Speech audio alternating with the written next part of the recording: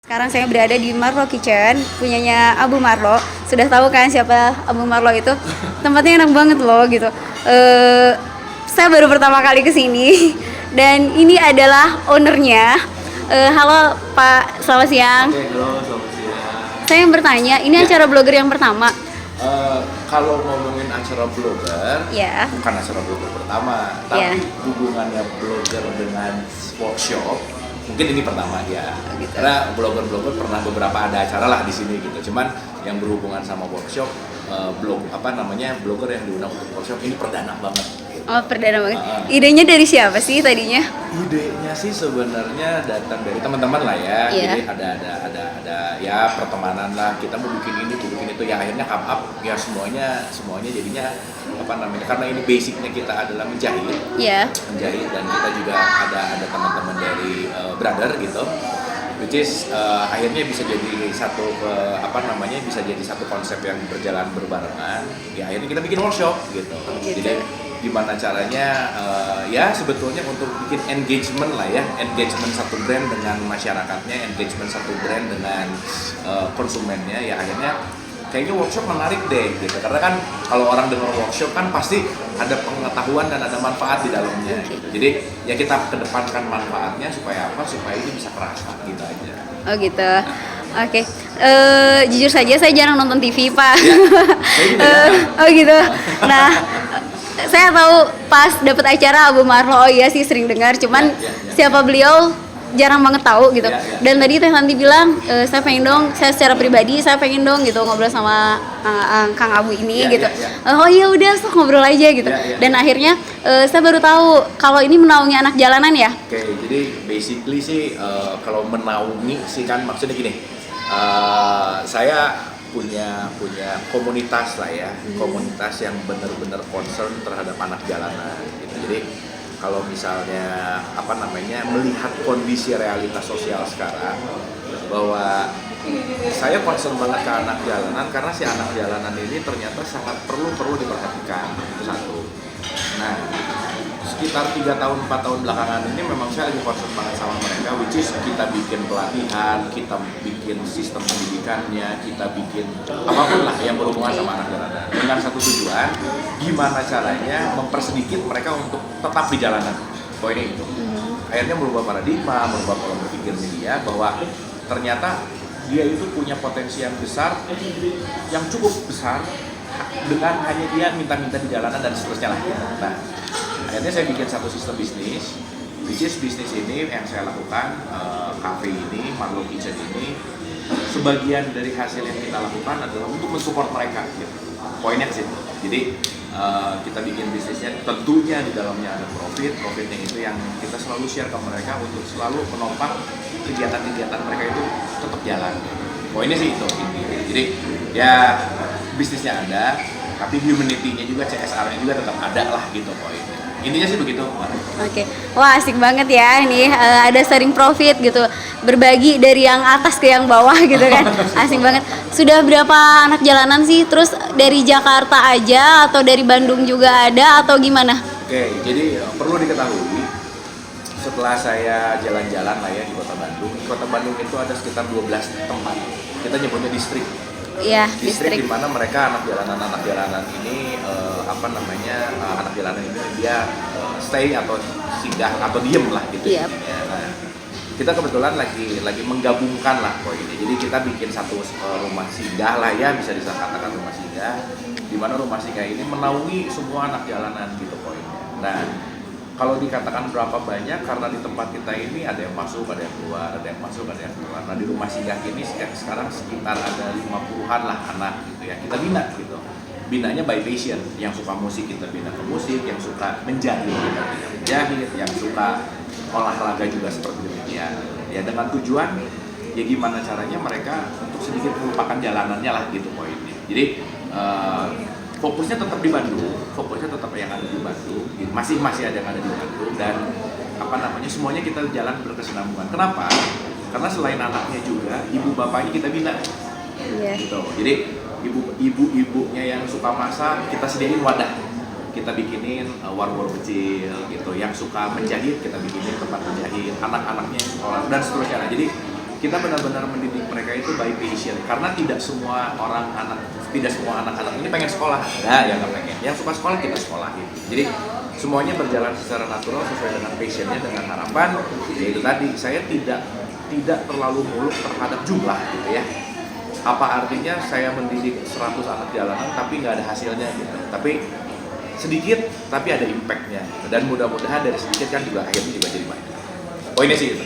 Ya subhanallah ya, alhamdulillah saya bisa ke sini gitu. Padahal tadi maksain ke sini enggak ya gitu. Nah, berhubungan dengan mindset, karena saya juga dalam dunia pendidikan anak luar biasa, dan saya juga tahu anak jalanan seperti apa karena dulu ketika di Jakarta pernah terjun juga. Nah, bagaimana sih cara Abu Marlo and Teams ini gitu merubah atau mencoba untuk membenahi mindset yang ngapain sih gitu, udahlah enak aja di jalanan tuh. Jujur aja saya miris gitu.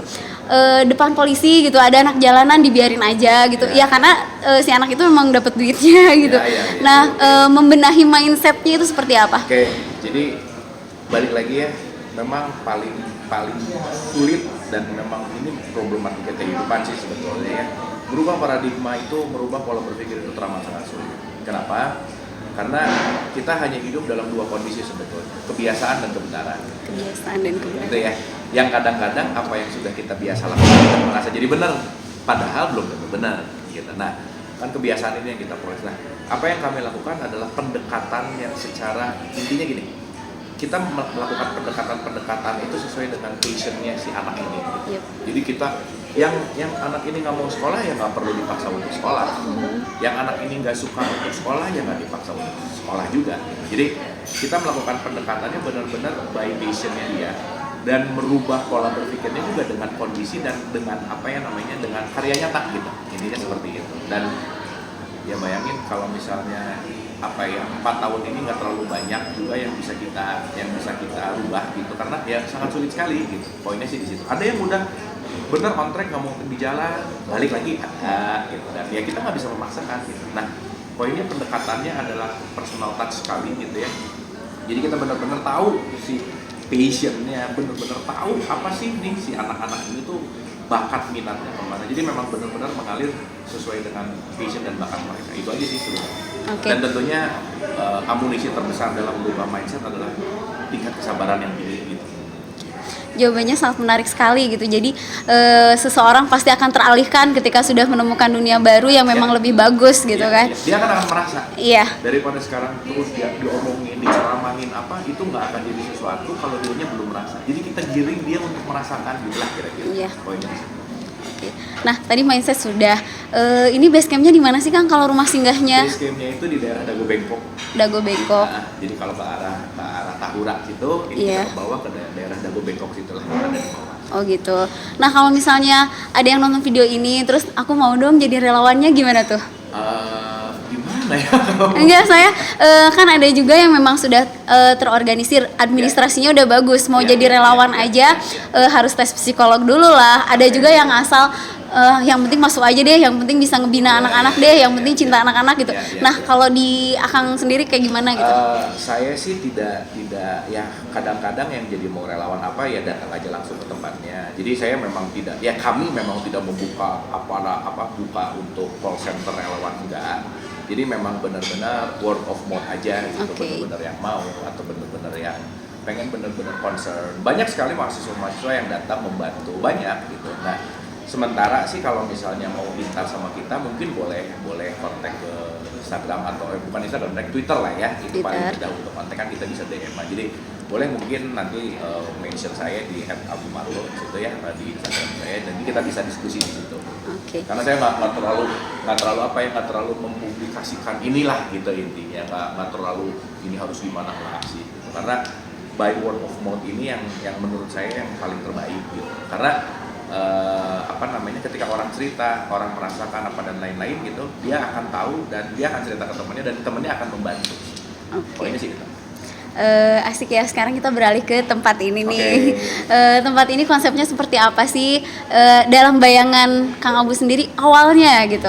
Terus jadinya seperti ini, itu idenya siapa? Terus tadi asik banget gitu yang sharing profit itu sama anak-anak jalanan, itu asik banget gitu. Kenapa Terus kenapa pilih di sini di Bandung? Ya. Terus ini emang udah passionnya atau ada kesempatan aja gitu? Oke, jadi pertama tempat ini tuh paling strategis. Iya. Kenapa? Betul. Ini dekat banget sama 0 km Bandung. Oh gitu. Ya kan Asia Afrika itu kan 0 Iya. km Bandung tuh. Jadi dari manapun teman-teman di kota Bandung ke sini jaraknya pasti sama. Itu satu. Yang kedua, konsep tempat ini sebetulnya mempadu padankan antara modern dan klasik. Di sini tuh bangunan tahun 1940-an lah ya. 1920. Ini termasuk cagar budaya yang nggak boleh dirubah ya? Ada Atau- bagiannya kali ya, ada bagian. Oh gitu. Saya kurang tahu juga sih. Oh gitu. Cuma Nggak, soalnya pas ke kafe apa gitu, ini bangunannya tuh yang lama banget nggak boleh dirubah iya, gitu. Iya. Nah, makanya karena ini bangunannya juga bangunan klasik banget. Nah, saya bangun di sebelahnya juga sangat modern gitu. Jadi sebetulnya perpaduan antara klasik dan modern. Pun makanannya juga kita banyak fusion, banyak kombinasi lah, combine gitu. Oh gitu. Makanya di sini terkenal banget kafe ini dengan seblak tenderloin. Seblak Nah, kalau tenderloin. orang dengar seblak pasti Bandung banget, tapi kita padukan sama tenderloin yang western juga. Dan banyak sekali menu-menu fusion di sini. Jadi konsepnya sebetulnya klasik modern dan di sini saya bikin sehomey mungkin gitu. Orang datang ke sini supaya bisa ngerasain kayak di rumah gitulah kira-kira. Jadi makanya desainnya juga kita bikin, bentuk-bentuknya kita bikin sangat comfort. Makanannya juga comfort food banget. Jadi di sini banyak makanan Indonesia yang combine gitu. Kita ada sambal misalnya wagyu western banget tapi combine sama sambal matah gitu. Nah, itu kan combine yang ya jarang gitu. Nah, makanya sebetulnya basicnya adalah supaya orang datang di sini tuh merasa homey banget lah. Oke. Comfort. Saya bersyukur banget bisa ngobrol langsung gitu ya. Jadi kerasa banget, oh begini nih perjuangannya gitu. Ya perjuangan bikin ini juga seru lah ya, panjang. Pasti ada. Boleh kalau mau cerita boleh mangga. Ya basically saya sebetulnya awam sekali di dunia kuliner. Cuma Iya. karena ya balik lagi ya, saya melihat satu side bisnis yang tidak akan pernah mati. Salah satunya adalah kuliner. Pasti. Dan Bandung itu buat saya sih surganya kuliner. Mau nyari apa di Bandung, makanan semuanya ada lah gitu. Nah, atas dasar kesempatan itu, atas dasar pola berpikir seperti itu, makanya saya memberanikan diri untuk membangun bisnis kuliner. Akhirnya begitu nyemplung ternyata bisnis kuliner tidak seenak apa yang dipikirin di awal. Kenapa? Orang di Bandung kalau kita melihat berapa minggu ada restoran baru, berapa minggu ada kafe baru, persaingannya ketat banget. Nah, makanya kalau kita tidak berimprovement, kalau kita tidak bikin sesuatu yang beda, kalau kita tidak bikin sesuatu hal yang unik, itu susah banget lah untuk bertahan. Tapi apapun itu kan merangsang kita lah ya, bagaimana kita berpikir untuk terus bikin satu perubahan, bikin uniqueness gitu, bikin sesuatu hal yang baru. Karena masyarakat Bandung tuh senang sekali sesuatu yang baru gitu. Makanya kalau yang baru ada pasti ramai gitu. Nah, mempertahankannya yang susah gitu jadinya. Jadi untuk menjaga loyal customer-nya sih sama. Ya ininya sih itulah. Oke, berarti seblak tenderloin itu salah satu inovasi yang ada di sini ya. Selain itu ada lagi mungkin biar orang tertarik gitu. Oh, di sini juga ada yang namanya tahu iblis. Tahu iblis. Ini karena pedes ya. Udah kebayang nih pedes gitu. Ada itu. Terus di sini kita punya nasi Bali juga. Iya, nasi Bali itu ada di meja saya. Menurut saya sih paling enak ya. Oh gitu. Kenapa saya bilang paling enak? Karena saya ownernya di sini. Gitu. Oh iya, ada satu lagi nih yang ingin tahu di sini ada sotonya enak banget tuh kata Teh Tanti di belakang tuh gitu. Karena saya belum makan jadi belum mencoba. Oke, ada pesan dan pesan-kesan mungkin untuk acara ini dan kedepannya kita gitu para blogger. Pesan-pesan saya pertama kali terima kasih banget buat blogger-blogger yang sudah mampir di tempat saya di Marlo Kitchen ini. Pesannya sih intinya yang pasti adalah satu, bagaimana sekarang kita berbuat apapun, konteks bisnis apapun, poin akhirnya adalah bagaimana kita harus selalu bisa bermanfaat sebesar-besarnya. Jadi arahan akhirnya bahwa kita semua ini adalah bagaimana untuk bisa selalu bermanfaat, itu poin pentingnya. Dan yang paling pasti buat teman-teman yang belum pernah datang ke sini, karena mungkin kalau dengar saya ngomong ini baru cerita nih gitu, harus dibuktikan. Jangan ragu-ragu kalau mau cobain. Kita punya pizza yang enak banget. Oh ya, pizza apa coba? Kita punya four cheese namanya. Four cheese pizza itu which is oke lah, itu harus dicoba banget gitu. Menu pedasnya banyak banget, Indonesian food, Western food, fusion food, perpaduannya banyak banget. Jadi jangan ragu-ragu buat datang ke Marlo Kitchen. Oke, Gitu. terima kasih atas waktunya sudah mau kasih. meluangkan waktu untuk sharing-sharing. Insya Allah sangat bermanfaat banget gitu untuk yang nonton, untuk yang dengar dan mungkin juga para blogger nantinya yang pas klik gitu. Ya. Terima kasih Kang Nuhun. Aduh.